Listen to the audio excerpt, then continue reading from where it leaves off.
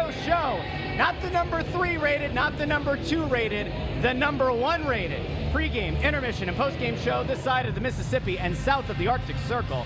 It feels like it has been a long time. As the kids say, it's been a minute. And we are back, and not only are we here, but Bill is here. Bill Meltzer. Bill is here. Give it up for Bill. Bill. Not Bill Nye the science guy. Bill the hockey guy is here on the Press Row Show pregame. Bill, how are you? I'm doing great, guys.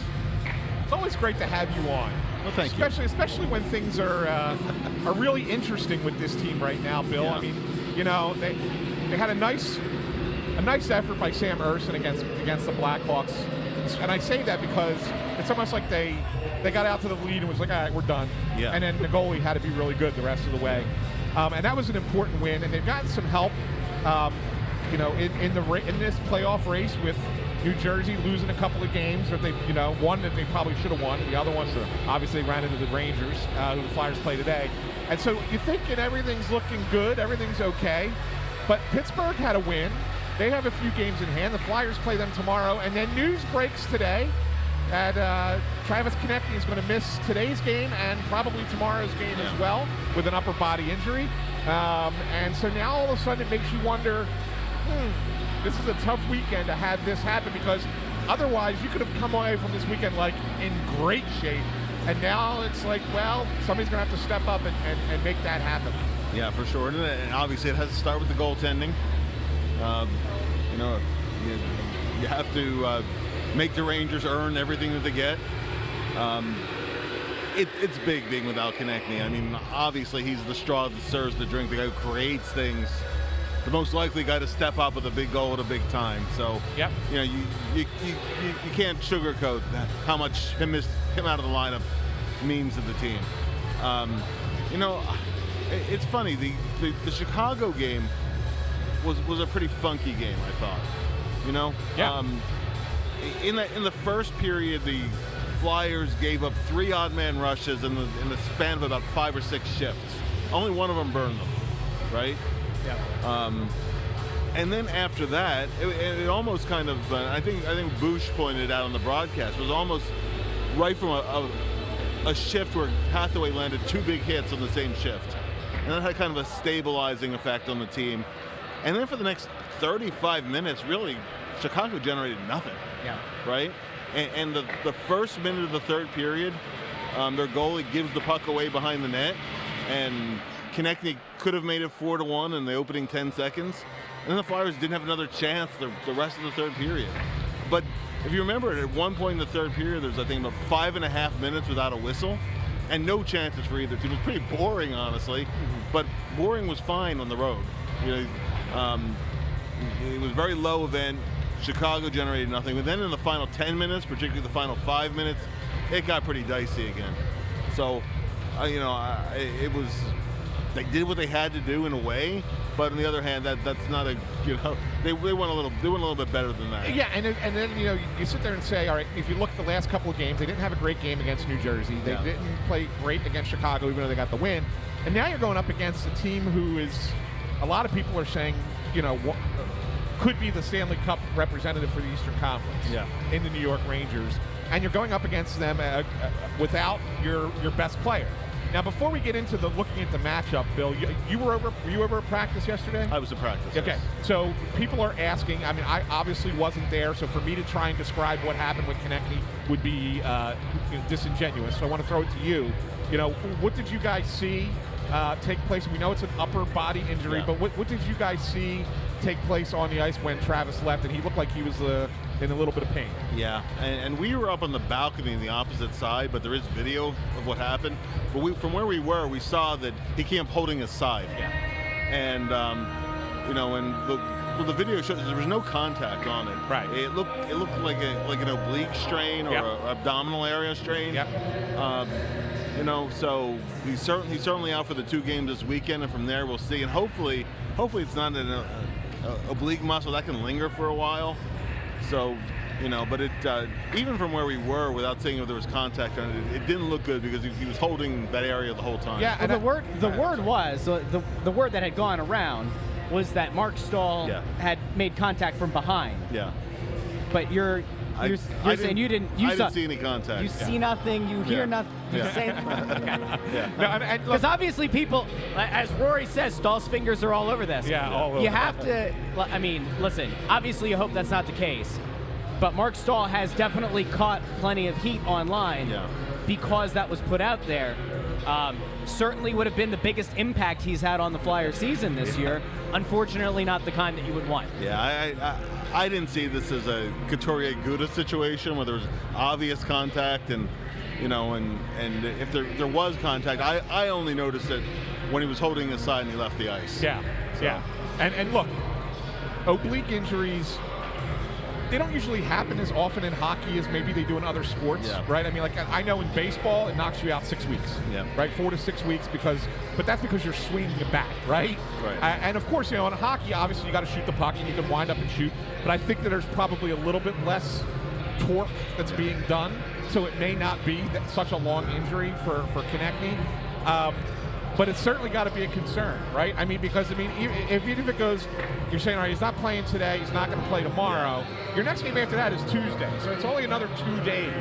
So depending on the severity of an injury, and again, we don't know it's an oblique. Yeah, for sure. It just looked like it because of where he was holding the side. But if in fact that is what it is, that could be something that keeps him out, not just these next 2 games, but beyond that, and that'll be a really big hole for the Flyers to try to fill. If it's a lingering thing, that changes a whole lot of things, right? Yeah, certainly. Certainly the Flyers hope it's only a day-to-day thing, and he, potentially could come back later this week. They're fortunate in one way where Forster is coming back now. As he exits, somebody's coming back. But again, you can't really play without Konechny very long. And the Flyers have just final point that the Flyers really did not have a very busy February. That's changing now. They're about to get very busy. Though, to their credit, I guess, not only are they busy, but they have a lot of games at home. Yeah. Which, if we're being honest here, as you're getting ready for the trade deadline that has probably had a wrench thrown in it, we talked about this last week, but Rasmus Ristolainen's injury throws a massive monkey wrench potentially into what they were looking to do at the deadline, because teams continue to be interested in Risto. And it was conceivable that perhaps the team would have been interested in moving him, and they've been impressed with Sean Walker, and maybe they look to extend Walker and send out Risto. But him being out and the severity of that and the length of time remaining unknown might have changed the calculus there. If Konechny's out, there's almost no chance that this team is able to rally to a point and score the way that they're going to have to, even if Sam Ersson plays out of his mind for the next couple of weeks. It would seem as though perhaps the depth is going to be tested, and for a rebuilding team, maybe the wheels do start to come off a little bit, and it makes that deadline a little bit clearer in terms of what to do going forward. Yeah, I think the plan all along has been, keeping moving forward. The Flyers had those experiences in the late 2010s where they had a 98-point year one year, a 96-point year another year, and out to go in the first round, and they missed the playoffs the next year. And Danny Briere has referenced that, and reasonably so, because this has been kind of a down year in the Metro. Yep. Other than the Rangers, even Carolina's been a little bit up and down. It's really not been a great year in the division. And Flyers have so far exceeded expectations. The Flyers have, I think, sometimes better depth than they're credited with, but they don't have the top end guys, and Konechny's as close as they have to that true top end guy. So clearly that changes the calculus if he's gone a while. I want to pick your brain a little bit though on those defensemen and on the potential of what could happen at the deadline. If it's you, and if you're looking at the macro view, you're looking at this from 10,000 feet, and you know that being a prisoner of the moment is where teams really get themselves stuck in purgatory. Right.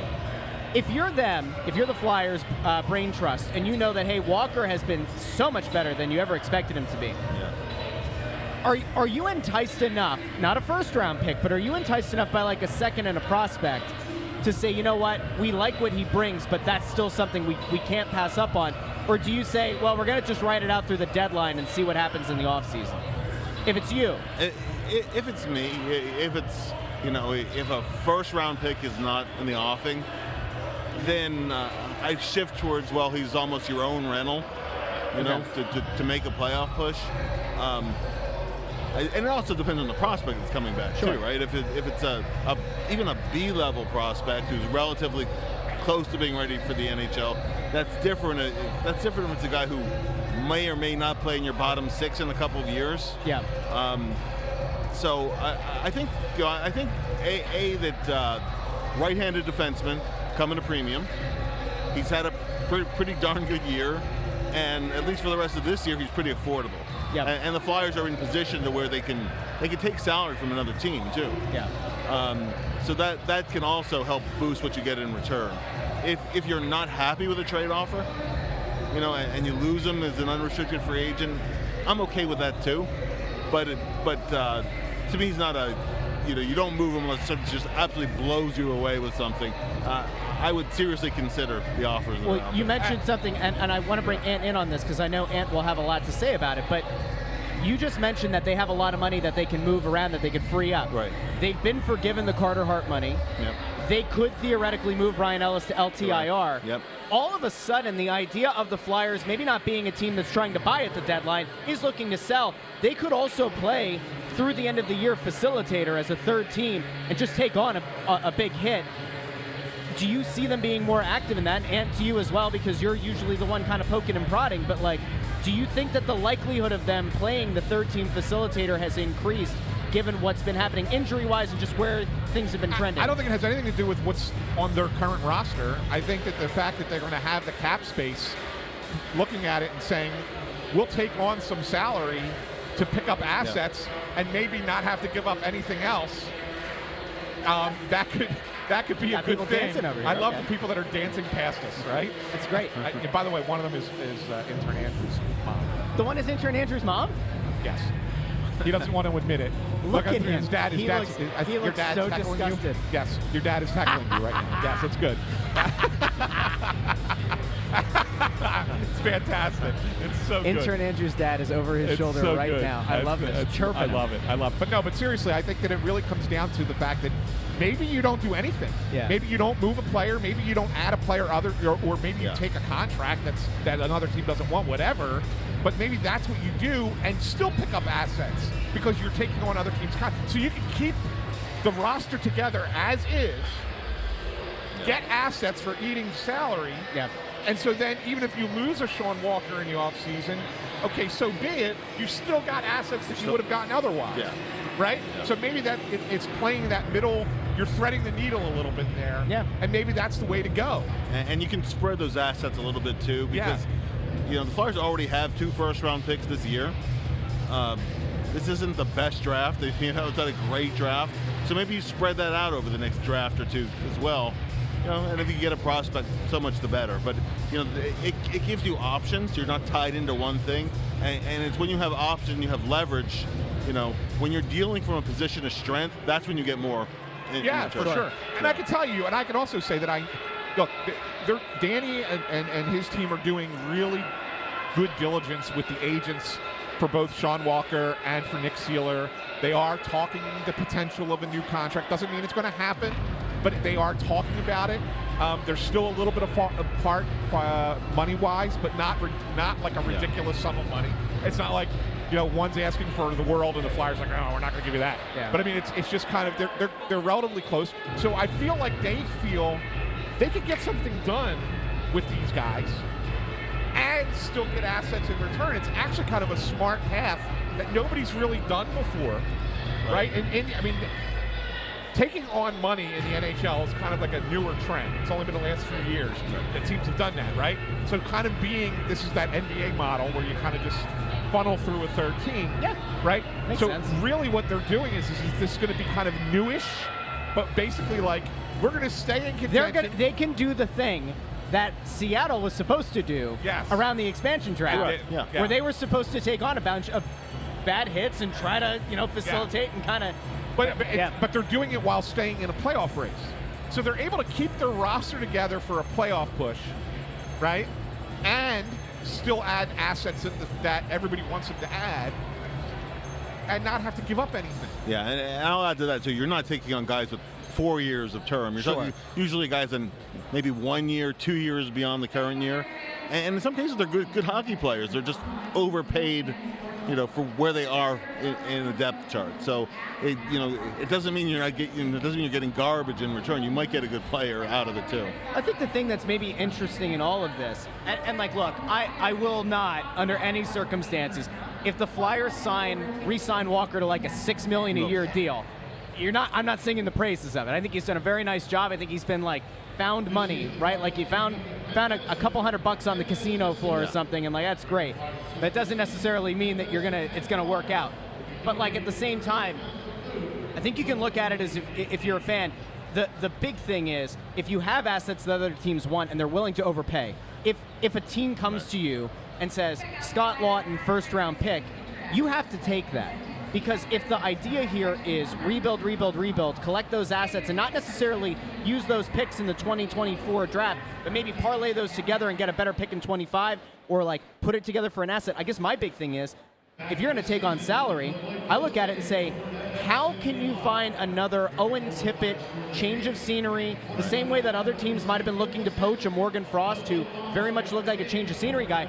If you do take on a guy who has 2 years left, this year and next year, but you get a guy who you think, hey, there's untapped potential here. We think that we can unlock it so that when this thing is ready to flip and you are ready to be competitive, maybe you found yourself something and all it cost you was a little bit of cap space. Yeah, and I think that's absolutely an option they have to explore. You have to look at things different ways, and they've maneuvered themselves into a advantageous enough position where that's a viable option for them.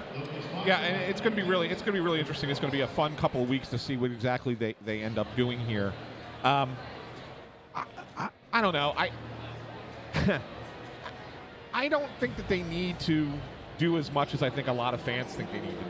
No. Does that make sense to you, Bill? It does, and I also think that you don't have to, as you say, you don't have to move it by the deadline. You have an off season too, right? So you can do some reshaping a little bit too before the start of next season. I'll give you an example, right? I can tell you, I know Tampa Bay is looking for defensemen. Yeah. They really are. They think they got one more little run in them if they, and if they can get the pieces that they need, for depth, both on the blue line and up front, that they can make a little bit of run. But the problem with Tampa is they're out of assets, right? So now you say to yourself, okay, if Tampa were to offer you their 2026 first-round pick, is that interesting enough to you, knowing that they will probably do some kind of lottery protection tied to it? Depends on how high the lottery protection is. Well, but that's what I'm saying.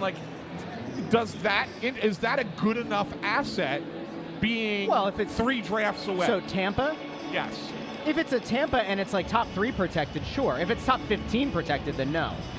Right. So it depends on how. Because it's almost inconceivable, right, that Tampa let's shoot the middle. Shoot the middle. Say it's top 10 protected. Then it has to convey the next year.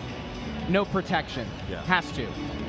That's where you say, fine. You still look at it and you say, at that point, you won't need. So play this out. 2026. Mishkov is here, right? Yeah.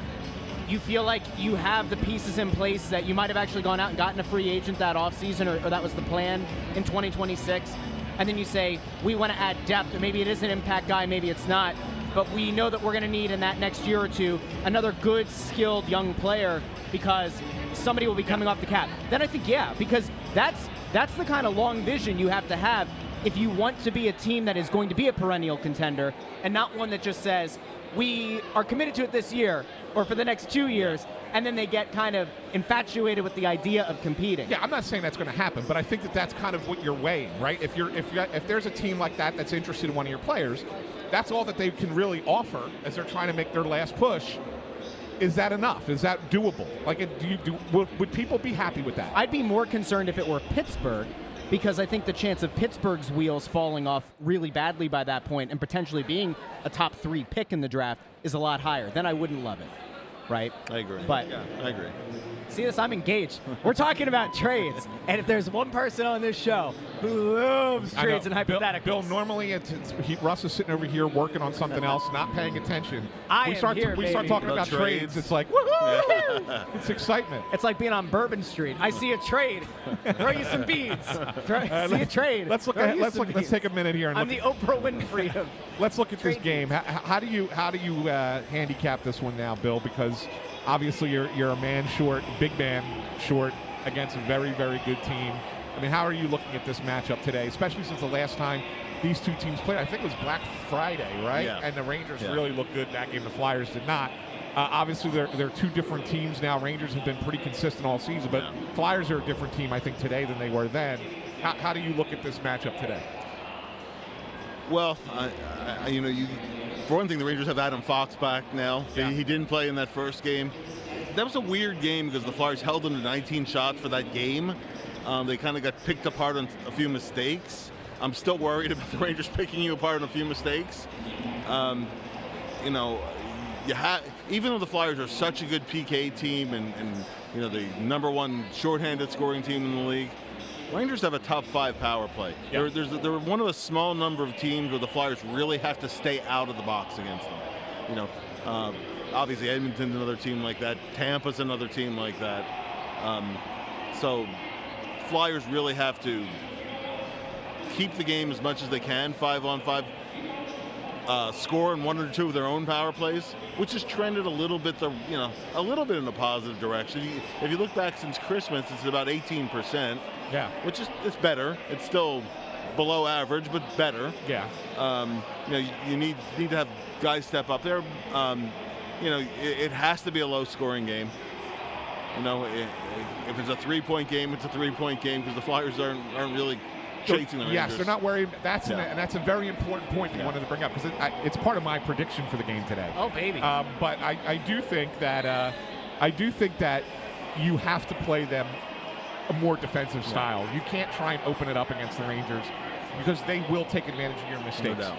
And so, you made a very salient point in the fact that it doesn't matter if you give up a point to the Rangers. No. You're not catching the Rangers. Your goal is to stave off the teams following you.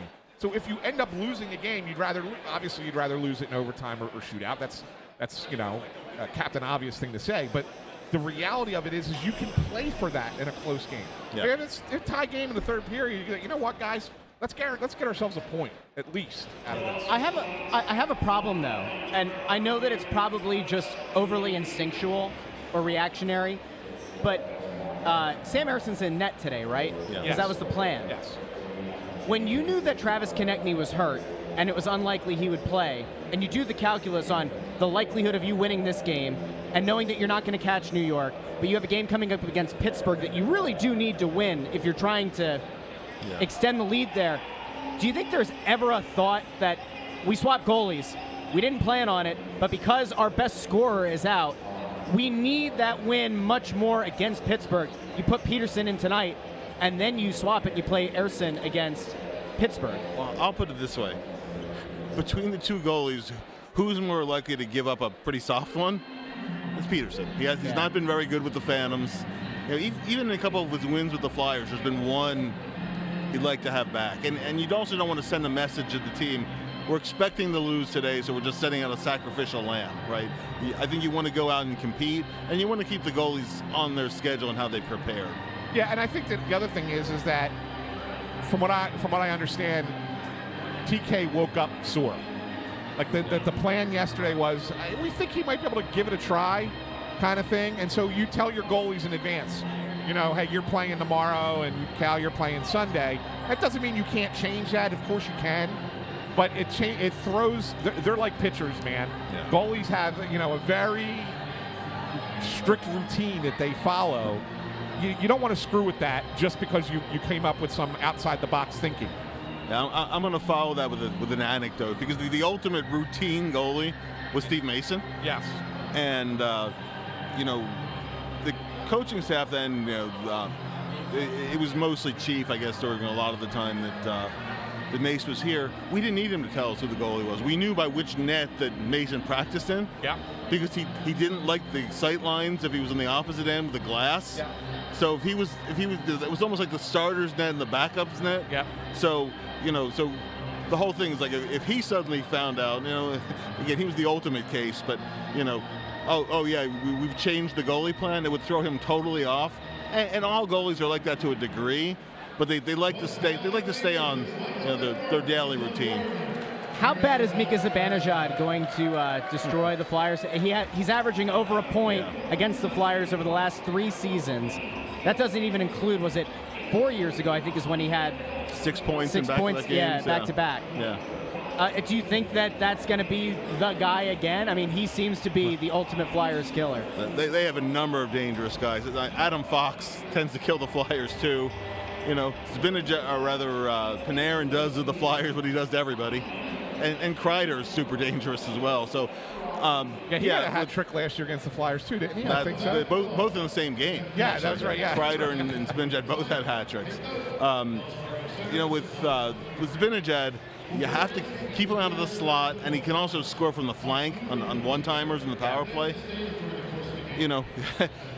He can be a little bit inconsistent at times, not against the Flyers, but really you have to key more on Panarin anyway, because he's really the one that creates. Have you been concerned at all? Like, we keep coming back to rebuild, but they've outperformed the conception of the concept of a rebuild. Have you been surprised at all by their difficulty this season to stop the top guy on the other team? Like, there was that early game in the season where Couturier did a really good job of shutting down McDavid. Yeah. But especially over the last month or so, the Stars have produced like stars. Have you been surprised at all by their struggles with that, or is that just what you should expect from a team that is what they are? Just to the degree that it's happened, right?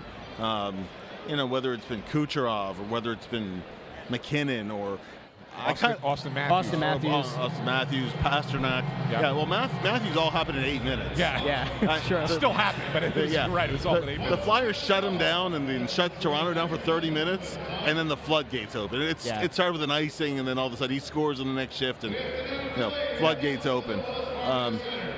So I mean, there's a reason why these guys are superstars. But yeah, you have to contain them a little bit better than the Flyers have done. And today's another, like if Panarin runs wild, forget it, right? So yeah, they have to do a better job at stopping other teams' top lines.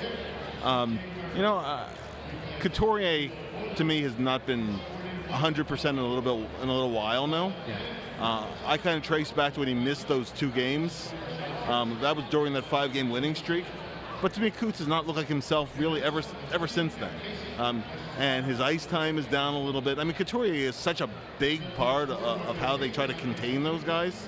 If he's not going at 100%, then it's hard. I don't expect Paling to shut down the superstars of the league. Sure. So, and we don't have a lot of time here. We only got a couple minutes. A guy who I think has kind of flown under the radar of criticism for a little bit, Noah Cates. Yeah. Noah Cates is a guy that you would think needs to be, last year he was called upon to be that guy and did a nice job doing that last year. And really when he's had an opportunity this year has not done that to that level. Yeah. I think if Tortorella could take 2 steps back, I don't think he would have predicted that Cates would, because he predicted to have a breakout year offensively. He said with Couturier coming back, as long as he's healthy, I'm expecting much bigger things from Noah Cates. Hey. All right, Bill. Hey, Bundy. How you doing, buddy? Bundy. Pass that mic over. So you know what the funny thing is? Now? So this is great. I mean, he's not on camera, but we'll give him the microphone anyway. So Bundy, this is going to be a new thing now. You are now upstairs. No, we got called violation. 20 feet away. They love the job. We did so much, they put this Flyers radio up here. They're like right next to us now. You and Brian Smith are right next to us. We have an Oregon sandwich. Can we call it like an organo? Oh, stop it. Did no. we do our picks yet? Not No, yet. I texted you to That's see why what I your- came over. Yeah. So. Okay. Yeah. Want to do them live? Let's do them live. What do you got, Bundy? And do picks with us, Billy? I'll do it. Who wants to start?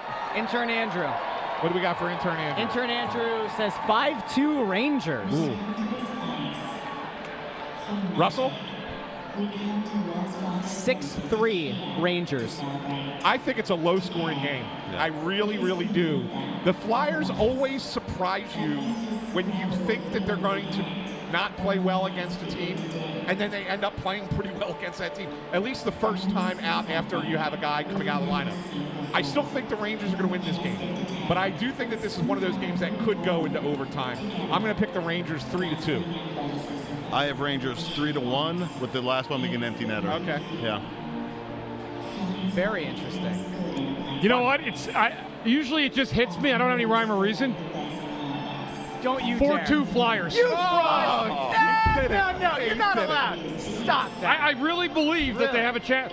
Hey, listen, here's why. The Rangers have won 9 in a row. Most teams fall off around the 9-game mark. Yeah. This is a big game for the Flyers today, and I'm going with it. And if I'm wrong, so be it. That's But fine. the Flyers need to win this game. The one thing I will say, though, about a team that's playing as well as the Rangers are playing, they're trying to get that #1 overall seed. Because if they have to play Boston in that conference final, Yes. they want to play it at the Garden. Yeah. At Madison Square Garden, not TD Garden, right? So if that ends up being New York, Boston, they want to finish ahead. So I think that that's why it still means something to the Rangers. But I get your point. I think that your point is very well taken. So I'm going to stick with the 4-2 Flyers, and that's a lot of hope in there. But I think a little bit of, like you're saying, I think it's going to be a good game. I do. I think it's a really good game. I do. I don't think it's do. good. I think that the good thing that the Flyers will have going for them is that they will probably try to play a very smart defensive game. But I just think this will eventually open up and they'll get caught. I just and want eventually to get back in it without having to connect me, they're going to continue to open it up and they're going to get killed on the counter. This is the second time, by the way, that Russ has picked a game where he's picked a team to score 6 goals. And what happened the last time I picked a team to score 6 goals? You did, and it happened. It was the exact score. And it was ridiculous. And it was but right. no one picks 6 goals in a hockey game. I just did again. And you've now done it twice. Even And I'm after we second told you in our what I gotta Deal standings. with here, Bill? Second in our prediction standings. Let the record show. Yeah, ain't gonna Maybe not last. for much longer, Ain't but gonna last. for now. All right, so anything else you guys want to get to before we head out here? Bill, I want to thank you for being here. Always a pleasure, guys. As always. Bill, I do have a question. All right. Dashboard Confessional once released a song that I think is probably the soundtrack. Like, I have to imagine every morning you wake up and you listen to it. Do you know what song it is?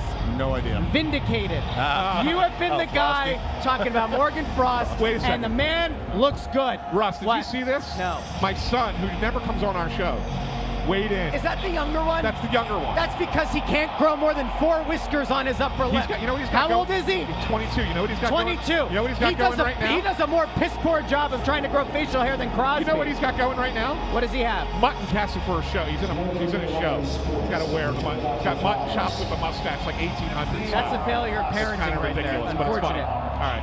All right, so we all picked the Rangers except for Bundy. Bundy is a believer in the Flyers' ability tonight. We'll see how it goes. We want to thank our sponsor, who we'll talk about in the first intermission, Pack Horse Moving Company. If you go over to packhorsemoving.com/Snow the Goalie, you'll see our promo code SNOW. You give them a call or you book your move online, you'll get $77 off your next move. It's a fantastic deal, and I can promise you, they'll give you a better price than anyone else you reach It's out the to. Chris Bratton discount. We believe in Pack Horse Moving. Again, promo code SNOW to get $77 off your next move. All right. Good stuff. Good stuff. We will be back for the first intermission, Bill. second intermission, and Appreciate post-game having show us. Good job, here Bill. on the Press Row Show. A big thank you to Bill. We will talk to all of you in the first intermission here on the Press Row Show.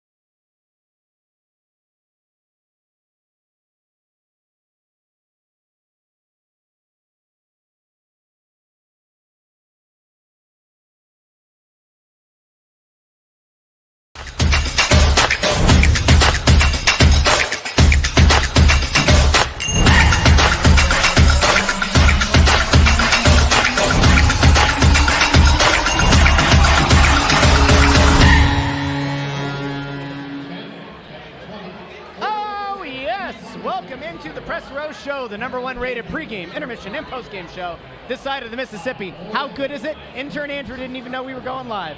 That's how good the Press Row Show is. This man was locked in on his teléfono celular, his mobile. We are here. The Flyers, the Rangers, tied at 0. After one period, my score is already screwed. Guys, I'm not surprised. Let's call it like we see it. Shesterkin, this is why having a guy who can take over a game is so big, and it's part of the reason that the Rangers have been so good. Well, that first period, Flyers had plenty of chances. Well, what do you think Urson did? Yeah, he was pretty darn good too the other way. Just not as many shots. Not as many That's the only shots. difference. Yeah, and again, the home ice is. Oh my God! Look at that! Look at that little baby. Look over there. Do you see that tiny little baby? That's like a month-old baby with the headphones. You see that? With the little earmuffs right over by the person.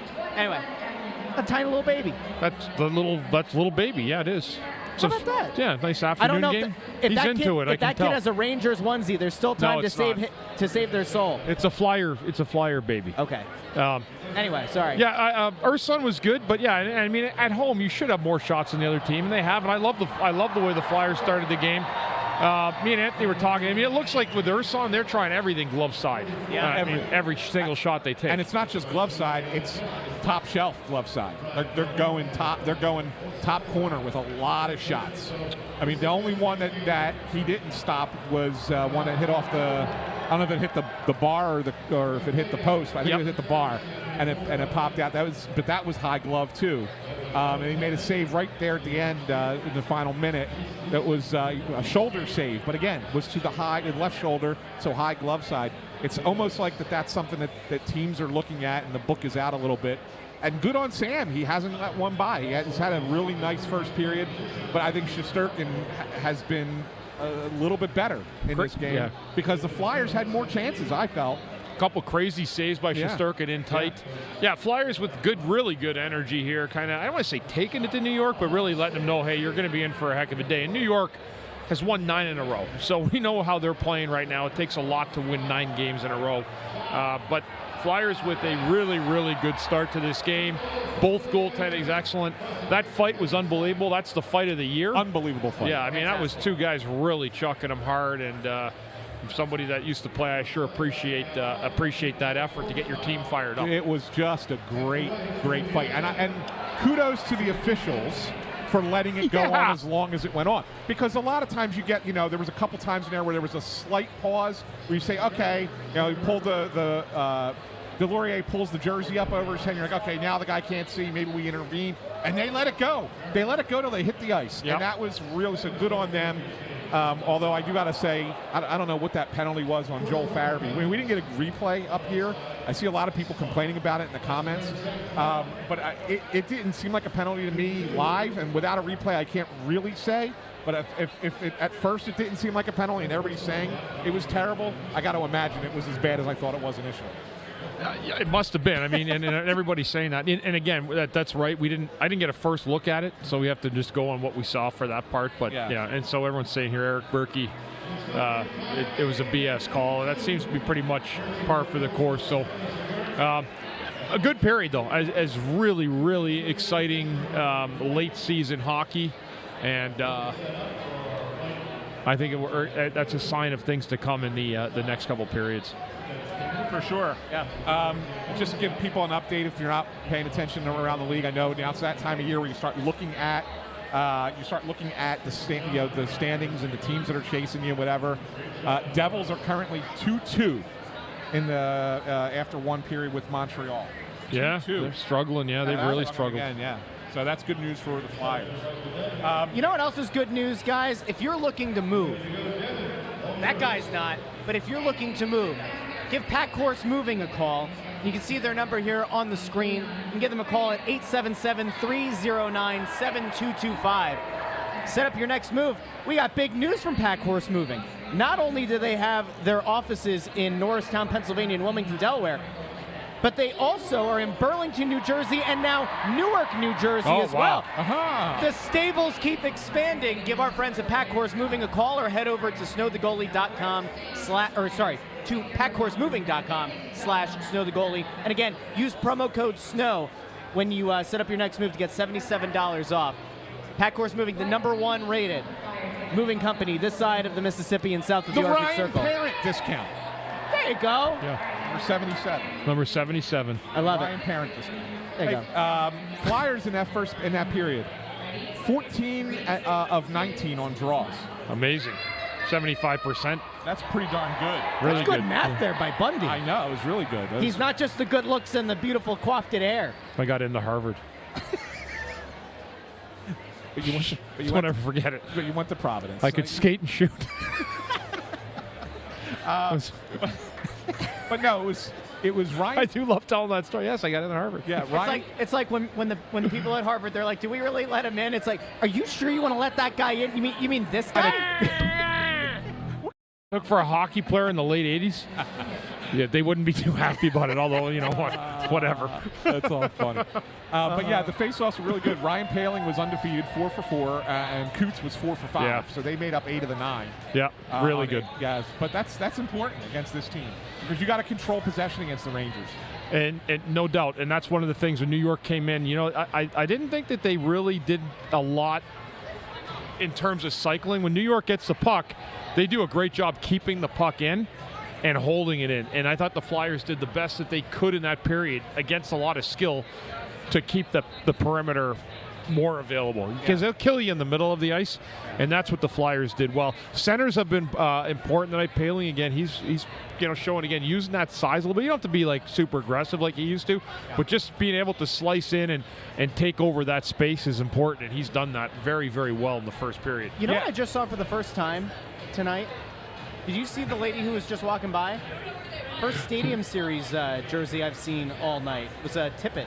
Just walked by. She had that Tippett jersey on, yeah. Yeah, I mean, there's some down in the crowd if you look down in the crowd, but there's not that many, to be honest. A lot of Rangers jerseys out here tonight. Yeah, it's a big Rangers contingent. It's still not as big as the March game last year, but it's a pretty substantial. It's bigger than the Black Friday game. Yeah, they brought those scumbags in here too on Black Friday this year. Yeah, it was bigger than the Black Friday. I'm trying to remember, what was it that you said back on Black Friday? You're like, they can't afford to go to the game at MSG. Yeah, they can't. So come on here. Down here and come on down here. So what are you posing for?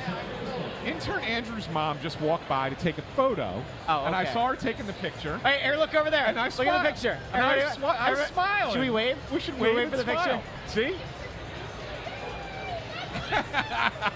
The Press Row Show, the #1 rated pregame, intermission, postgame show. Anyway, that's good stuff. A lot of people in the comments today, by the way. We're on Facebook, on Instagram Live today, on Twitter, and on YouTube. Yeah, you got to test it out from time to time, see how it does. That's good. That's good. We like to reach out to as many people as we can here at the Press Row Show. Very inclusive show. I want to get into a serious topic, if you don't mind. Oh, I love serious. Yeah, and I want to talk about this with Bundy. This has nothing to do with the Flyers, but it has something to do with the NHL. Oh, okay, I know this. And so the Arizona Coyotes waived a player. It was a Thursday, I think it was. If not, it was Friday, whatever, yesterday. But I think it was Thursday. Adam Ruzicka. And they waived him with the intention to terminate his contract because a photo video, I'm sorry, that he had put out on his Instagram showed him with cocaine. What appeared to be cocaine. Appeared to be cocaine in the background, right? Well, I assume that it was if they wouldn't be terminating his contract if it was. We just want to legally, let's just make sure. But you're fair. You're right. You're right. Okay. I have a problem with this, Bundy, that they're just terminating his contract. And I want to go to you as someone who deals with people with addictions and the like. I think that it's wrong because the league has a program, if I'm not mistaken, right, where they can, try and move players into that program so that they can get help if they have a problem. Yeah. And that should have been the first move, not terminate the contract, see you later, good luck getting your life fixed up, right? I mean, it just seems like it was insensitive and not right, and I think that something needs to be looked at there because that's not the way it should have been handled. Yeah, again, and I did see the video. It was disturbing, but it also, I always look at a person that does something like that is they're asking for help in their own way, kind of reaching out. Like, why would you do that unless you're trying to tell somebody, hey, I got a problem or something's wrong with me? I think it was his Instagram Live. It was. So that's yeah. So. Yeah. Again, and yes, and I always tell, because you know what, when I've been there, like I've been down in the dumps, where I had to pull myself out of it, and all I needed at that time sometimes, and I'll say this, was a hug. it was that simple. If someone would have recognized it. So, but with someone like that, there was a player that was in a recovery program this year. I'd never met him. Played in the NHL this year, and some of the best treatment facilities are around the area, around Philadelphia. So I went and saw him, an NHL player. Never met him before. Spent about an hour with him. He was truly grateful. But I really believe that if the league wants to do this right, you need to get guys that have had issues and get their voice around players. Like they have to, guys like myself, there's enough, Lord knows there's enough of them out there that would be willing to do anything to help a current guy struggling with an addiction or a mental health issue, whatever it may be. That's what I do now. But I always tell people I'm a hugger at first. Like everyone needs a hug, but you can't keep hugging somebody if it goes on 8 or 9 times. There has to be an accountability. So I don't know the whole backstory, but I am one, and I'm certainly a believer in second chances, Anthony, because I've been afforded them. And I've made the most of those second chances. But it hurts me and it makes me sad when I see that because it's a young guy. Yeah. And, as a dad of my oldest being a 25-year-old now to 17, that's exactly in that wheelhouse. So more so than being a former player and an advocate for it, I'm a parent. And that's the stuff where it hits home. So, I tell the league, and I'll tell you again, I've said it, you need help in there. You guys do a great job getting players to the recovery centers to rehab, but you need to do a better job imploring the former players that played to spread that message because you're safe in a recovery center for 30 days. You're safe in there. But it's getting out and living your life after that you have to learn to do. And it's people like myself and many, many other alumni that have gone through issues of addiction, have come out the other side, that have to be the voice of reason. I don't like that, Anthony, that the league just basically threw this kid to the curb. And, let's be honest, it was the Coyotes. The Coyotes did. But right? What are they doing to get that young man help? Because he certainly deserves that help and an opportunity to hit a reset button and become the person he's supposed to be. Yeah. We threw it up on the screen here, but BundyRecovery.com, we've talked about this ever since you joined us here on the show, but you're doing, while we have fun here on the Press Row Show and on Snow the Goalie and everything, the work that you're actually doing that means the most is the work that you're doing with people in recovery. And we would encourage anybody who is struggling or knows somebody who is struggling. And we had that person reach out through Instagram the other day and another one through Twitter. And we saw it was on Twitter. Somebody found there was a picture. Put a post up. So I got to actually get them a new email. Yeah, just put it on a pole down by Kensington or in Fishtown. Yeah. And said, and I got to get them a new email address because that was the one we had last year. We've expanded. But again, to help one another person is the most gratifying thing you can do. But that person has to want to receive the help too. Yeah. And so I always tell people to remember that. You never know when someone's life is going to change when they come out of the other side of addiction, because it may not be in your timeline, but it'll eventually be in their timeline, hopefully, and that's what's most important. So, the league needs to figure it out. They do a great job getting the resources, but they need more people around players talking about this. It's just crazy to me that they would even be allowed to pursue that route. I mean, look, I'm not, okay, I'll walk on the tenuous ground here for a second, but five guys, 4 of them who were playing in the NHL, were just, told to surrender to themselves to Ontario police, right? To London, Ontario police. And their contracts weren't terminated. Their contracts, nothing bad happened to their contracts, or they're standing respectively with their teams. They're not booted from the league right now. They're not getting paid. I don't actually remember how the mechanics of that work. But they're considered non-roster players, but they're still getting paid. This guy, who clearly needs help, who I don't believe was making anywhere near the money that at least the guy from here was. For the league to even allow it to me is despicable. I don't understand. I have to say, will the Players Association file a grievance over it? They have 60 days, I believe. I would have to imagine they're going to, because, look, the public outcry, again, not comparing, but putting the two things sort of together. The public outcry for this, and it was funny because it was one of those accounts, the guys over somewhere in Europe that do the analytics cards, they put the video out and they started tagging Elliot Friedman and a bunch of the national guys, and the response they got from fans was a lot of hey, like your site, this was pretty awful of you to do, to put this guy on blast to the national guys.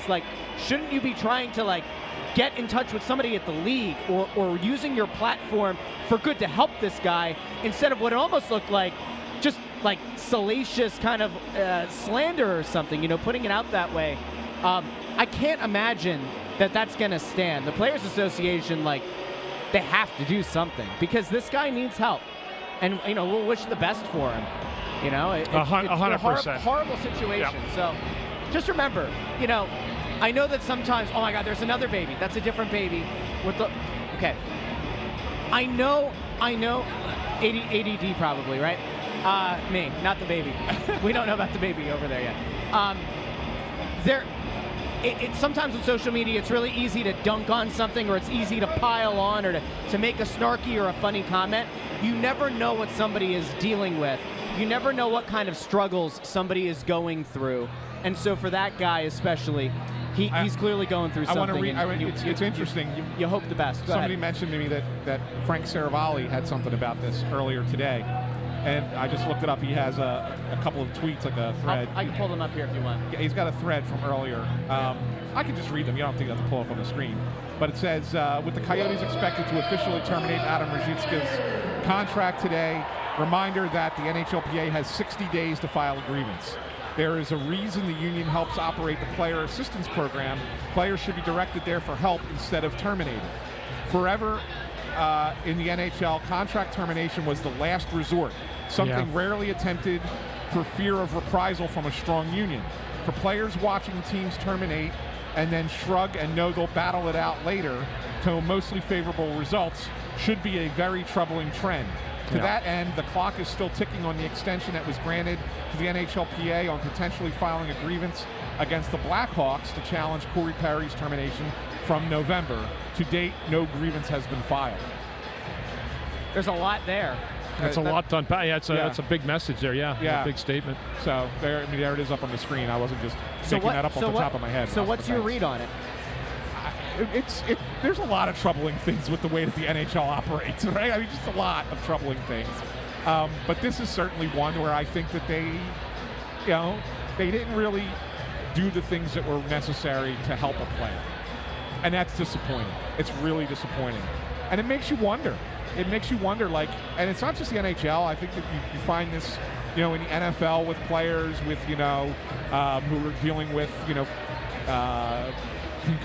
concussions and CTE after the fact, and they say, there's no correlation, that nonsense, and baseball changing speeding up the game and there being more pitcher injuries, and so we have no proof that made pitchers, get hurt more frequently. Like they all defend this, and it's like the league doesn't care about their players, who are the people who are making their league go and making them that money. Right? So that, to me, I think that the leagues just have to take a little bit more consideration of players. That's all. All right, it's time for us to go. We'll be back during second intermission. Spread the word about the Press Row Show. Streaming live today on YouTube, Facebook, Twitter, and Instagram Live. We'll talk to you all very soon.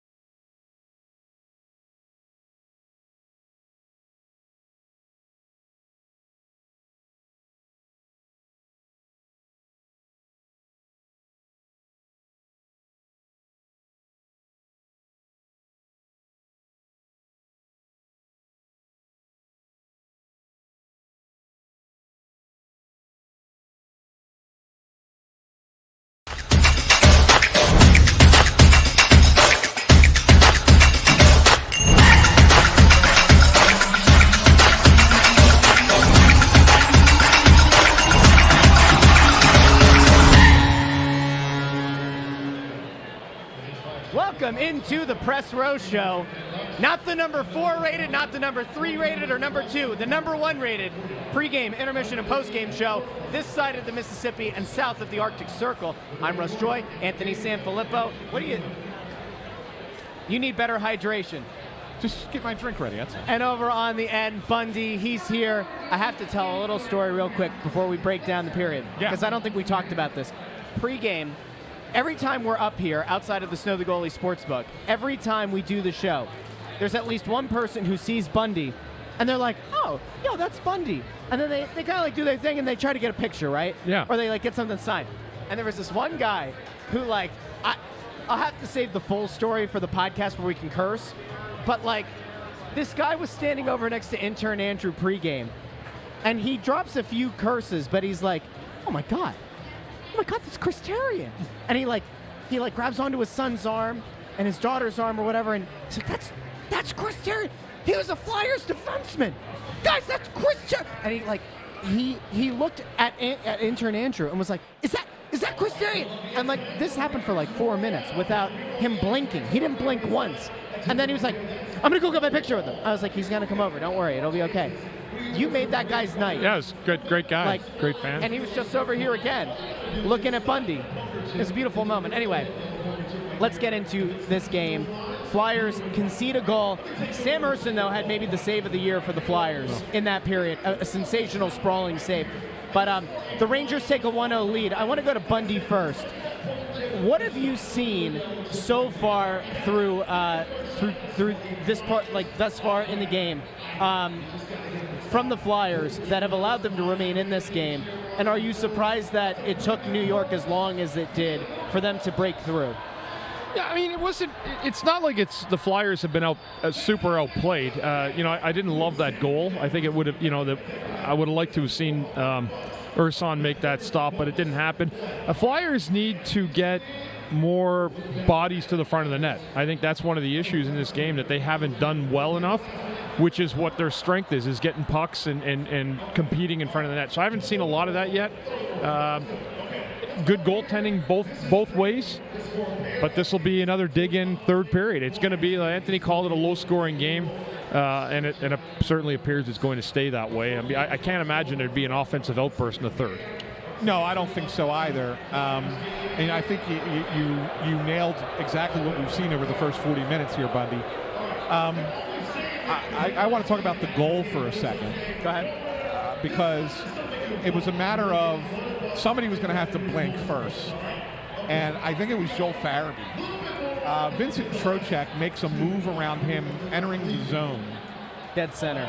Right in the middle of the ice. And it created an opportunity for Lafreniere to be in an open spot and have time and space. And yeah, he beats Ersson on the goal. Funny enough, it was not to the glove side. It was not high glove, although there were more shots high glove in that second period.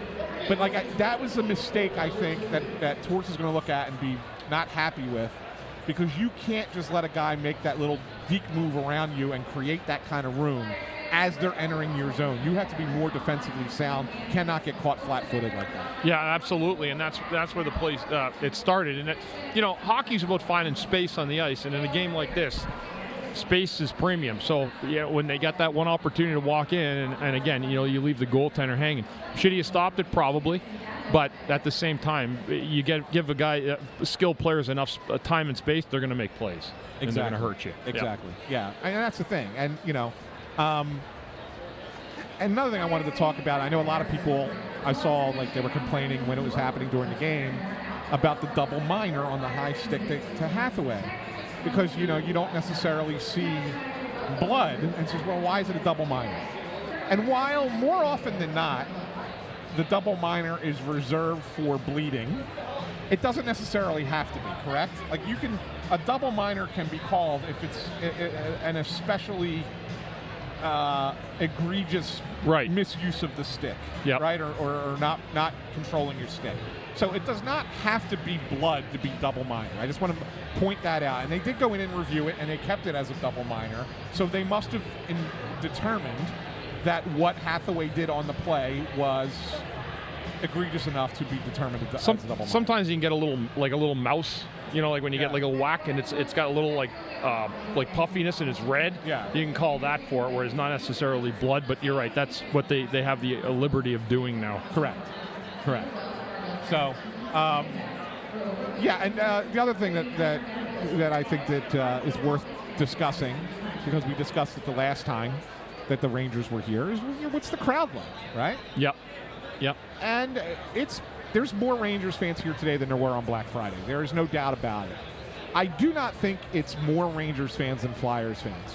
Do you guys think it's more? I don't. But I do think it's about 40% Rangers fans. I think it's 60-40 now, Flyers. Yeah. Flyers to Rangers, yeah. I think so, too. It's hard to say because there are sections where it's almost entirely Rangers fans. There's one groups. There's one in a corner in the lower level that's, I'd say, 80% Rangers fans, that entire lower level section. They're here, and they've been on the concourse, and listen, they've been loud. I don't know how it's coming through on TV, and I'd love to actually know in the comments on YouTube, Twitter, Facebook, and Instagram Live what it sounds like on TV. But the Rangers fans have been really loud. I know that typically you don't like to see there be so many of the visiting fans in attendance, but it has created something similar to a playoff atmosphere today. Like it's a great crowd. Oh, it's great. You might not like seeing that many Rangers fans here, but like it's been hopping. You get a Rangers chant going, the Flyers fans are very vocal in booing it down and starting their own. Like, I think there has to be that part of you that just kind of embraces that and enjoys it. It really hyped this game up. Well, yeah, and look, we talk about it all the time about how well Philadelphia fans travel to other cities, right? Well, we have to expect that when there's a team that has a really good, passionate fan base, that they're going to follow their team as well. And if your season ticket holders are not going to the games, right? I mean, what are you going to do? What are you going to do? It's going to go. Those tickets are going to end up on the secondary market. You can't. It is what it is. I mean, sometimes I think it's too many. I mean, you don't want to see this many fans here, but there's always going to be fans at this point now from the other team that are in your stadium. It's also just a cheaper option too for anybody. I mean, it happens with Eagles games, Phillies. I mean, the Mets come in here. They can't go to their own Mets games. It's just too hard to get tickets. Yeah, no, for sure. Where it's not hard to get tickets? Well, it kind of is if you wait too long. And that, of course, is over at shop.snowthegoalie.com, where you can get tickets to our live event that we have coming up on March 16th. It's going to be a blast down at La Sicilia, and I'll show you this. Over at shop.snowthegoalie.com, you can go pick up your favorite merch. That Silly Podcast, Twitter, Gautier. I'm a Torts guy, I'm a Torts girl. Orange and black, the Bundy Bomb shirt. You've got the logo, you've got the hoodie. But I want to hone in really quickly here on our live show because it is going to be such a great time down at La Sicilia in Oxford, PA. It's on the 16th. 5:30, doors open. We're going to be doing the Press Road show. So it's going to be like dinner and a show. Huge Italian buffet, lots of desserts, lots of pasta, pizza, right? Yes. You've been getting excited about it. Ant hasn't been eating for weeks leading up to this so that he can splurge and then he can enjoy this Italian buffet with the rest of us. But it's going to be a great time. The price of the buffet and everything is included in this. There are going to be some great door prizes that we're very excited about as well that are going to be really great. But come on out, La Sicilia, March 16th. Tickets on shop.snowthegoalie.com. Got a message from our great supporter, Flyers Eric. Yeah? Yeah. Messaged me, DM'd me on Twitter to say he bought his tickets the other night. So he sent a message, said, hey, I got my tickets for the live show. So that's great. Yeah, awesome. He did let us know that. Yep. Yeah, it was good stuff. It's gonna be a lot of fun. Tickets are going fast. Make sure you don't wait. I know a lot of people wait until like the week of. Don't wait. Get your tickets. They are limited, and when they sell out, that's it. They're selling out. We are not violating the fire code down in Oxford, PA. Yeah, we don't want to upset Chester County by any stretch of the imagination. You don't want to upset Chester County. No, not at all. You simply can't do that. You know what it's time for? What time is it for? Because we've only got 8 minutes left, and we don't want to lose our. Yes. It is time for Intern Andrew Trivia. We not have a camera for him yet. We still have to just do a voice. No, because it goes through his computer. We've got to figure this out. You guys all know what I look like. Hold on. Yeah, but you deserve some kind of like love here. That's fine. I really don't need it. It's okay. No, we'll figure it out. Hold on. That's fine. No. look at Russ. Russ is going to Russ is going to turn his computer around. This is just so we really can not. see I you. promise you, it's not necessary. Yeah, look, What are you doing? He's going to knock us off the air. Is what he's going to do.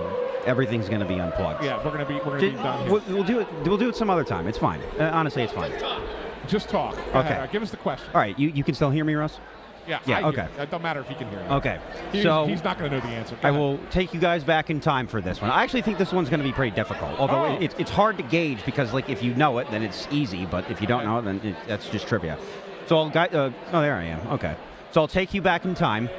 The last time that the Flyers met the Rangers in the playoffs was the first round in 2014. I was a senior in high school. I remember it very well. I worked for the team then. And it was as back and forth a series could possibly be. If you remember, neither team at any point in that series had won back-to-back games. It was nuts. It went 7 games. Unfortunately, it went to a Game 7 at Madison Square Garden, which the Rangers won by a final score of 2-1. Who was the Flyers' lone goal scorer in Game 7? Wayne Simmons. No, it's Incorrect. not. No, and it was a guy who I know the answer to this. Would you like to share with the class? Do you want me to tell everybody, or do you want Russ to guess? Read it again. Sorry. Russ is not going to get it, but I know the answer to this. When the Rangers beat the Flyers in Game 7 in 2014, the final score was 2-1. Who had the one goal for the Flyers? Simmons, I think, had a hat trick in Game 6. I'll give you his jersey number. No, don't do that. I don't know if that would help. It ain't going to help you. He did not play long in the NHL. 39 jersey number. That's also wrong. 49. It was 42.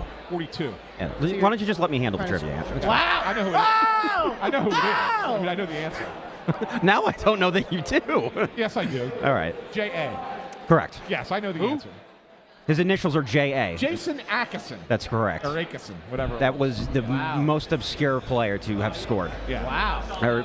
He, in Game 1 of that series, took 2 absolutely egregious penalties that led to 2 power play goals for the Rangers. Yeah. And he did score, but overall he didn't have a particular good series. What I remember about him at the end of that year was he actually had like a little burst of offense, and they were like, oh, we got to get him in the lineup in the playoffs.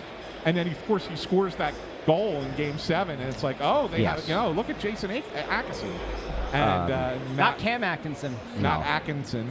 Akeson. You want to know what? Do you remember what that series? I was doing radio, and it was the dumbest thing ever because Game 6 was played here. The Flyers won. Yes. There was no day off between. It was Game 7. That's right. I next forgot night. about that. It was the very next night, Game 7. We had to take the train up. Yes. And I remember thinking to myself, man, this is going to be a hard game to win. And it was. Steve Mason played well. I was literally just about to say, I ran the numbers this morning because I was curious. Wow. Game 6 and Game 7 combined, Steve Mason's save percentage was north of 940. Yeah. He was flying across the crease in that series. That he became my favorite player in that series. Yeah, he had a great series. Did he shake your hand?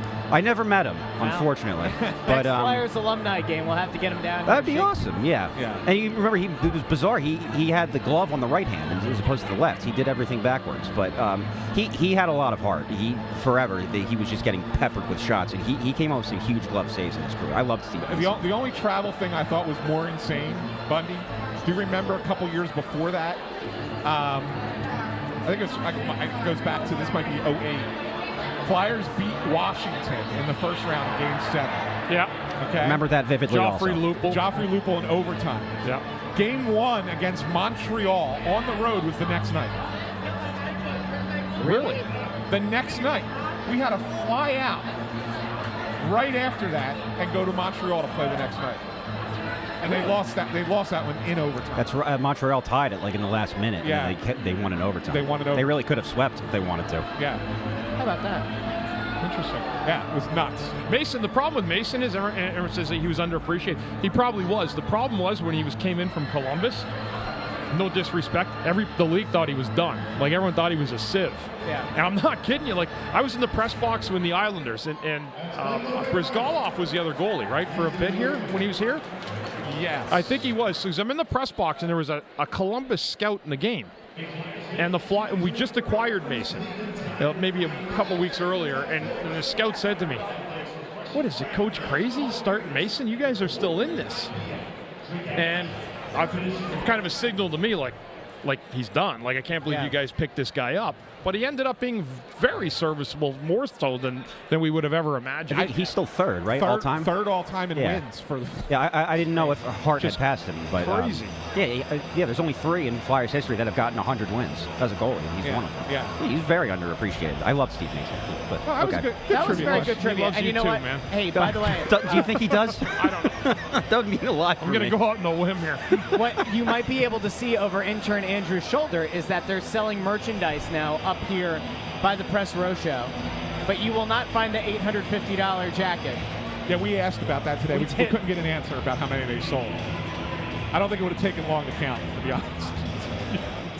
All right, well, we got good question, Andrew. Good stuff. That was Appreciate good stuff.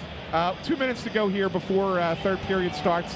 Russ is too busy getting his computer back over here. There we go. I'm sorry. God forbid I try to, operate like a. Yeah. Anyway, yeah. So, like a professional, is that what you're going to say? That's good. Yeah, but what? Being professional is kind of overrated. Yeah, I agree.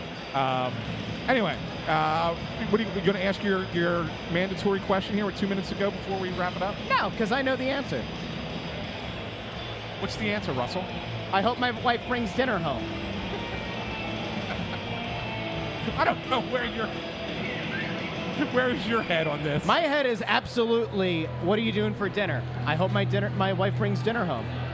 She took the kids to her parents today. I thought. I know what your question's going to be. Bundy, I have a question for you. I'm going to make a shirt and sell it on shop.snowthegoalie.com pretty soon. Bundy, how important are the first 5 minutes in the third period going to be? You happy, Ant? It's, as always, in a game like this, extremely important because you want to try to set the tone. And believe me, when you get a little bit of momentum in a 20-minute game that's left, it's really important.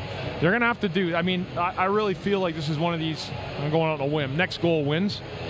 Because I think the Flyers get the momentum back with 1-1, and if the Rangers score a second goal, I think the Flyers are going to have an awful time scoring 3 on Shesterkin. How's that sound for you? I like it. That's pretty much what they're up against. They're going to have to dig in. They're going to have to get way more pucks to the net. They did a better job in the first, and the Rangers caught them in the second period up on the shots, but the Flyers need to have a more conscious effort of getting people to the front of the net. They've not done a good enough job of that this game so far. I don't think that any of us are particularly close now on the score. I have a shot. I guess. I'm just saying, I think this could end up being like a 2-1 game when it's all said and done. Bill Meltzer's got the closest one. He does. What do you pick? How do you guys 3-1 Rangers. Okay. How do you guys view this one ending if you have to update your score? I still think the Rangers win by a goal. I do think the Flyers are going to tie it. I do think it's going to go in extra session, and I think the Rangers win it in either overtime or shootout. Bundy? I would probably lean towards that. I think the Flyers, but they have to find a way to beat the goalie. The goalie's been outstanding so far. Both of them have, but they got the one, and they're going to have to find a way to dig in here. And it's not going to be easy. Guys are going to have to step up. Farabee's got to be better. Atkinson's got to be better with the puck. Guys Tippett's got to make life difficult on defensemen with the puck. And how he does that would be to drive the net. We'll see you next at the end of the game. Yeah. Post-game, we'll be back here on Facebook, YouTube, Twitter, and Instagram Live. Talk to you soon.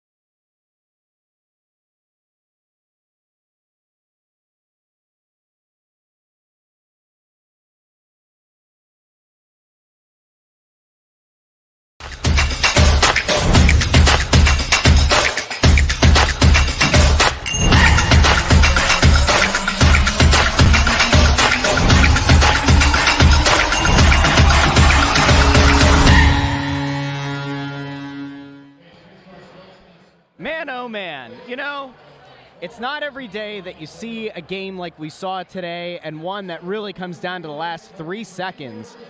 The puck is on the stick of the captain, I believe there. Backhand, he hits the post with a chance to force OT. Welcome into the Press Row Show post-game. I'm Russ Joy, here with Bundy. Bundy, let's get into this one. Not a bad, you wanted to get a point. Yeah. Would have loved to have forced overtime at home. But all things considered, missing Travis Konechny, we also think he'll be out tomorrow as well.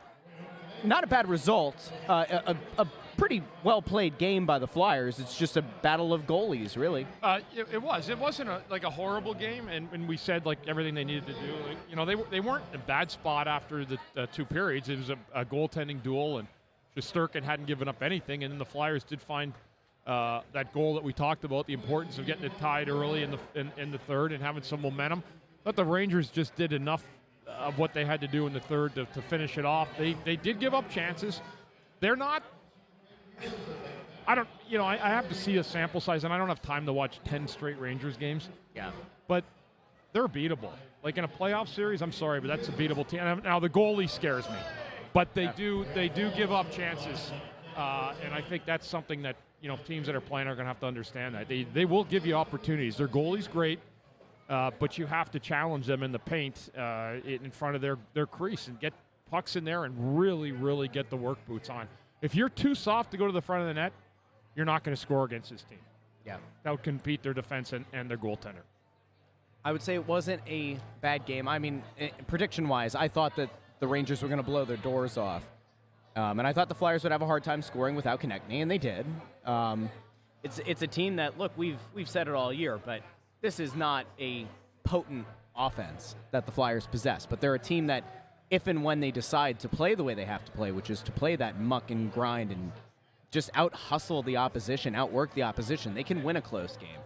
And I think you're right that in a playoff series, this Rangers team is beatable. Yeah, I would much rather play this team than Florida or Boston. For sure. So no, there's no doubt. If people could tell me I'm wrong, but I don't know who's going to. I don't necessarily think that's wrong. I think that's kind of reality. I think the Rangers will give you chances. I don't think they're committed enough defensively from their forwards. Yeah. To become a Stanley Cup champion. Maybe I'm wrong. Maybe that gets better, but that's Lavi. When Lavi, when he wins and he wins, goes on streaks, they do it with a lot of offense. But they did it with another good goaltending performance here today. LD Hockey 1 over on YouTube makes a good point here. It's a tough loss, especially with New Jersey winning. We talked about the fact that last weekend the Flyers lose the outdoor game, the Stadium Series game, to the Devils. And, yeah, it's just one game, but if your idea is to really try to fortify your strength and your positioning, to try to head into the playoffs, that's a game that you really do kind of have to win. It's a 4-point game, really, if you win it in regulation. And so you lose that one, and then tonight, look, people sometimes get, I think, a little bit too tunnel vision. They get a little bit too focused on the day itself. Teams are going to win and they're going to lose. It happens all year, right? You can get yourself very upset about, yes, it's a bad 4-point swing there. But at the same time, it happens. It does. Jersey's going to win games. Well, they are, and that's what happened today. They got 2 points. I don't look at it, as I said before. I was telling someone before, I'm not as concerned with New York, chasing them in the standings, as I am about the teams that are slightly behind you. I don't worry about what's up in front. I worry about staying where the Flyers are, and I believe they can do that. But they're going to have to find ways to just keep balanced, and there's gonna be trying nights. I see people talking about tomorrow already against Pittsburgh. Yeah, that'll be a tough game. That will not be easy. Pittsburgh's, they're desperate. Flyers poured a lot of emotion into this game today in a difficult home loss, but they played well. So again, you got to be ready for everything that comes at you, and it's going to come at you in waves. Pittsburgh's probably done. They are. But they don't know that. Well, the funny thing is, though, somebody sent over to us, I think it was from DraftKings, the Stanley Cup winning odds. And, the Devils and the Penguins are still ahead of the Flyers. Now, look, if you're thinking about betting on the Flyers to win the Cup this year, put that money in a college fund for your child that you either don't do or don't have at this point. It's better served there, all right? Well, it's better. That bet came home would pay nice. I know, right? You pay for all your kids. Yeah, that's true. So it's that to me is crazy. But I want to get to this thing that Rob Greeley put over here because I think it's true. Wish the power play was at least 5% better, could have capitalized on those timely opportunities. Like when you look at the special teams, and we were talking about it up here, it's an 11-goal disparity between 24 power play goals and 13 shorthanded goals for the Flyers this year. That's the most shorthanded goals in the league, but the 5th fewest power play goals. Yes. If the power play were even remotely competent, you're probably looking at a team that has another 8 points in the standings, at least. And a game like tonight, you convert once, you force overtime. Even if you lose, you at least pick up a point. Their power play has been sporadic, to say the least, That's all year. That's a polite way of saying it's not done its job efficiently or effectively during the year. The problem is that, again, I really feel like they're trying to tee up the perfect play, and the perfect play doesn't always work. It does if you have high skill and you've worn down the other box on the penalty kill, and you've gotten someone out of position, and you've just got enough skill you can find that seam, and that's how really good power plays beat you. But the Flyers are not that type of power play yet. They don't have the personnel. So what do? You just got to get pucks through, and then you have to put the bodies out in front of the net. And that's just a matter of determination getting there and knowing when the puck's going towards it.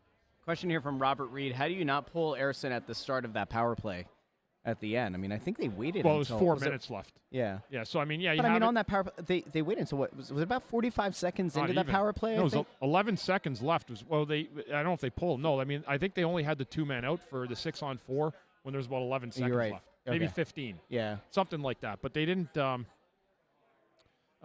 did feel like a long time. I get that, like, in the course of the game, how much time was left that you might not have wanted to do it. But, like, in that kind of moment, that's a big swing.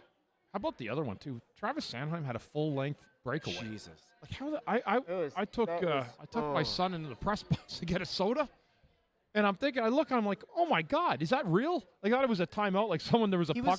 He had an open lane, and behind him, I believe, was Lawton. Another forward. Lawton was, I think, like 2 or 3 strides behind him. So what he did was he went in alone.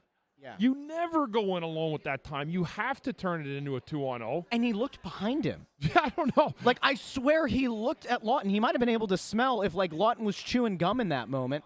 And, like, instead of even, like, getting wide and, like, setting up, hey, shoot, get your guy behind you, maybe set up to, like, bank in a rebound, like, nothing. He delays.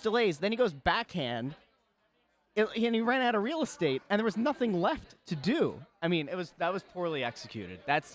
It's about as nice as I think we can be on that one. That was just not good. You can't have that. No.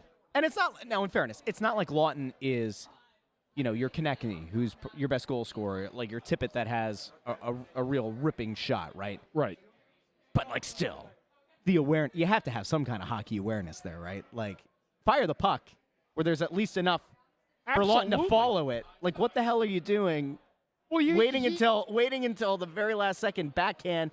There's no chance of a rebound. There's no you've essentially negated the fact that you were sort of in a 2-on-0, right? Like you could what call that. What are we doing?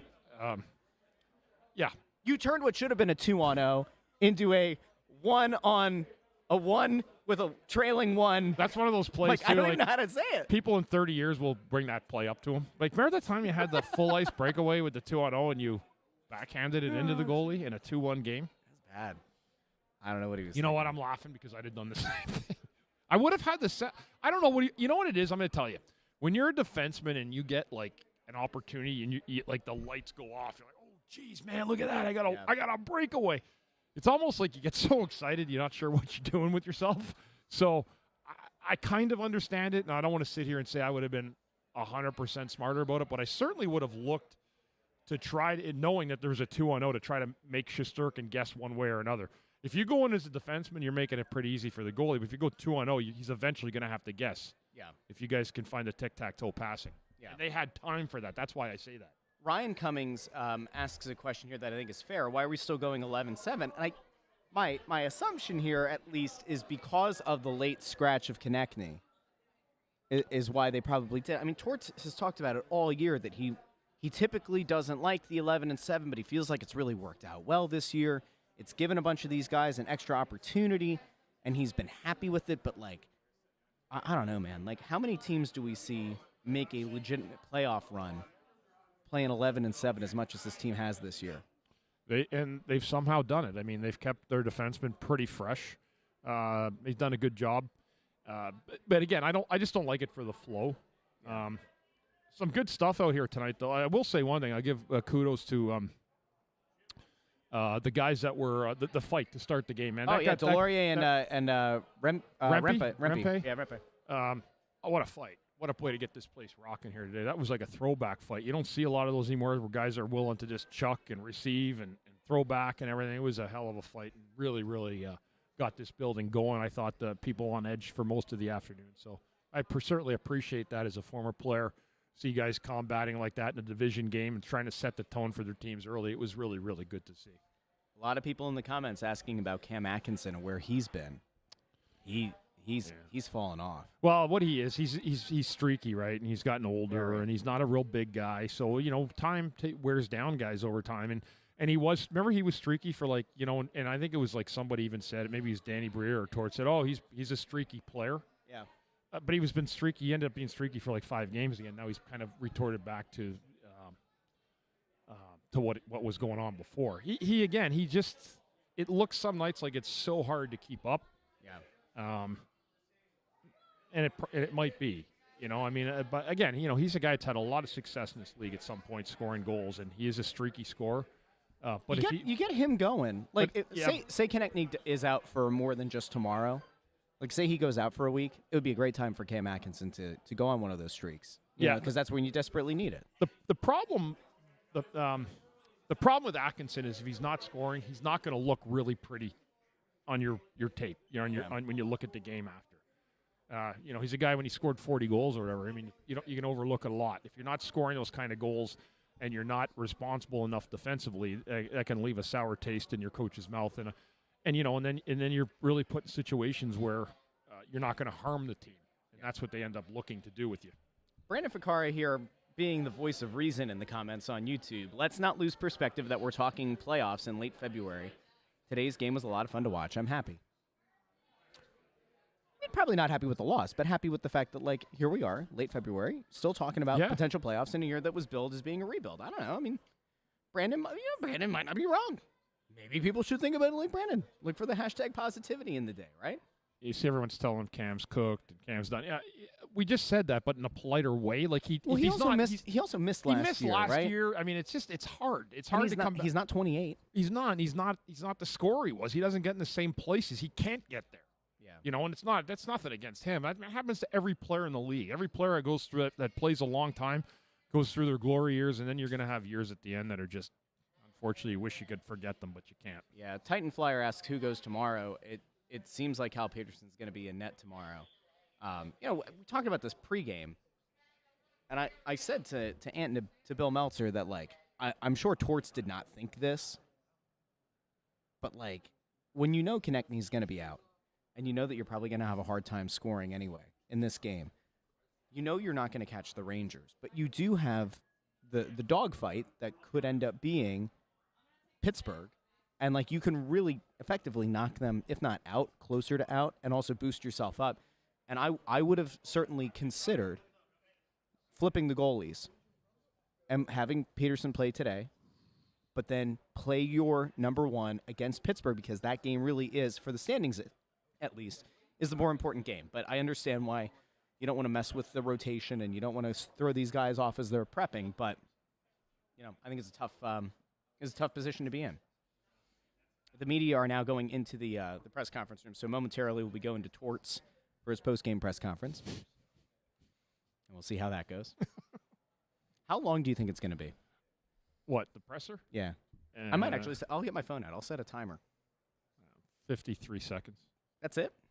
Nah, I think he's going to have a little bit more fire today. I'm going to say 2 minutes and 12 seconds. People, let us know in the comments below. If you get it exactly, you'll win a prize.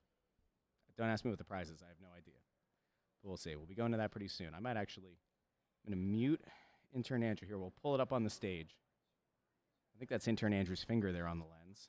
He's got the Vaseline. Oh, we got some. There we go. Look at that. He's in position. He's not hiding in the 7th row anymore. All right, we'll take him off of here for a second, but we'll bring him back on in a minute. There were questions on, let's see. So Ed B was trying to rationalize, I guess, what happened on that breakaway. Defender was not far from Law, and he was right behind him. Oh, here we go, Torts. John, was this one of those games? Hard battle, just came down to one bounce. I need a question, not a statement. John, considering you guys were missing connecting, are you pretty happy with how competitive you guys were all the way down? Played hard. John, you've coached in this like a long time. When you see a fight like that in the first period, what does that do for a team, but also how fun was that to watch? Really important guy for our steel. That's a good old-fashioned hockey fight, too. Are you encouraged? He's obviously come in and out of the lineup a little bit the last little while, and he doesn't seem to miss a beat. He gets right in there, he knows his role, and it seems like he's a big part of our chemistry. What he does, what he has to do, how he prepares for a game, what he's probably going to have to do each and every game. I think the guys respect him. The coaching staff certainly does, and it's a huge part of the camaraderie within the group. Was the big difference between the way you guys played them earlier in the year in this game, the way you guys tracked back in the neutral zone, the tightness you guys played? I don't even remember that earlier. I know we played a good game tonight. Is it fair to say this was like a measuring stick for you in terms of seeing where your team is as they make the push? Jackie, I don't have measuring sticks. We lost the game. We get ready to go to Pittsburgh. I thought we did some really good things. We just get ready for our next game. Coach, for Tyson to come out and score that goal to tie it up, were you encouraged with his first game back? Played really well. Played really well. Thanks, everyone.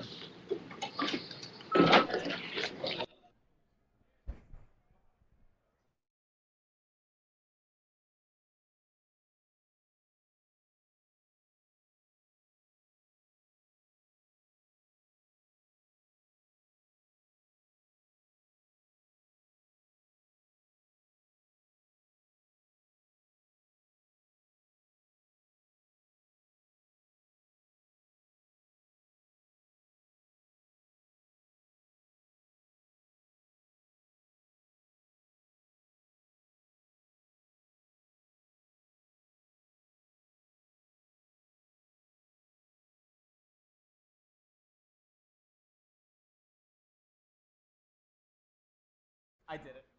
Could I actually let everybody know? I accidentally. Let I'm an everybody idiot. know that I am such an idiot. I accidentally muted us, thinking I was muting intern Andrew down there. Anyway, that's my fault. That's on me. That's on me. Right. Anyway, we were just going back and forth about the time. I think it was about a minute 25 or so. We lost and we're going to Pittsburgh. That's about right. I mean, that's what you can do on a back-to-back. There's not a lot to say. It's a disappointing loss. Did Anthony ask a question? I don't know. I thought I heard Anthony ask a question early on, and it didn't seem like it got shooed away. I can't tell. And I don't see anybody in, I do see, like Joe Papel saying the aquarium cam, which is fair. Can I tell you, I'm going to pull back the curtain. I don't think I'll get in trouble with anybody if I say this. So we talked to somebody from the tech team, 2 or 3 games ago. And he was like, oh, so I heard that the video was really good. This was a few games ago, the player interview. It's I heard the video was really good. We're like, yeah, but the audio sucked. But that, that's, you get one good thing. You can't have both. And he's like, well, we actually, boosted the signal on the one network down there, on the one Wi-Fi network, in hopes that it was going to help. I'm like, well, that's great. And then the next game, it went back to potato cam. Yeah. And then tonight's potato cam. So I have lots of questions. Now, I have to imagine that Comcast owns the team. At some point, Comcast Internet, we're going to get that little boost. Are boost. we? I don't know, maybe. We'll see about that. Maybe. Anyway, a big thank you to everybody who tuned in. Don't forget, we're going to be back, I believe, on Monday, because the Flyers play tomorrow. We'll do a morning after on Monday. Yep. Should be a lot of fun to recap Flyers Penguins. It's a huge game. I'm not a big, you have to win this game kind of guy, but I do think that tomorrow's game is absolutely massive. If you really intend on trying to make the playoffs, tomorrow's a game that you really have to go after. What? It's Revox. Today's Postgame. Tort's interview is brought to you by 2004's Motorola Racer. All right. No, but tonight's Postgame was brought to you by Packhorse Moving Company. Don't forget, if you go over to packhorsemoving.com/snowthegoalie, use promo code SNOW when you set up your next move. You can give them a call at 877-309-7225. And again, when you sign up, I keep saying sign up. Like when you sign up for your next move, make sure you give them the promo code SNOW. Get $77 off your next move, any size. This actually could be really beneficial. Maybe you have a college student out there. You're going to move them out of college in a couple of months. You can set up that move now. Actually, that's a brilliant. Why the hell haven't we been saying that for months? If you have a college student, that's what you want to do. Don't move the college kid out yourself. Let Don't move them Packhorse from do the dorm to the off-campus housing for next year. Get in touch with Packhorse Moving today. They have locations in Norristown, Pennsylvania, Wilmington, Delaware, Burlington, New Jersey, and now Newark, New Jersey. It's great stuff. Great. $77 off your next move of any size. Give them the promo code SNOW, get $77 off. I think that's probably a good place to end it for today. Yep. Bundy, it was a lot of fun. Good to be back down here with you. Fun game down here, though. It really was. Yeah. You know what, Bundy, I think more than anything, you go through a game like that, and we talked about the fact during intermissions that you don't like how many Rangers fans were here, but that playoff atmosphere, and you start to think about what this could look like. If it's not this year that they make the playoffs, over the next couple of years, just to have playoff hockey back in the city. Yeah, just to see how it looks and how excited everybody gets about it. So, you know, it's really it is. It was a great atmosphere down here, and I think it does give a sample size of what's to come and when this team gets better. So, great day down here. Bad loss, but the Flyers will have to find a way to dig in tomorrow and take down Sidney Crosby and his Penguins. We'll see you sometimes Monday. Yep. Andrew, did he ask a question? He did not ask a question? Wait, hold on. He's putting a finger up. Are you coming on with us? All right, hold on. Oh, look at this. Oh, boy. Oh, He came over here. He came strutting over here. I haven't seen him strut like this since he told us he lost 80 pounds. Go ahead. So, apparently, Bill Meltzer was on our show pregame. He was. Apparently, he's got the Snow the Goalie rub. Why? Because Torts won't answer his questions either. No. That was the beginning of the press conference. You didn't hear that? I didn't hear what he said.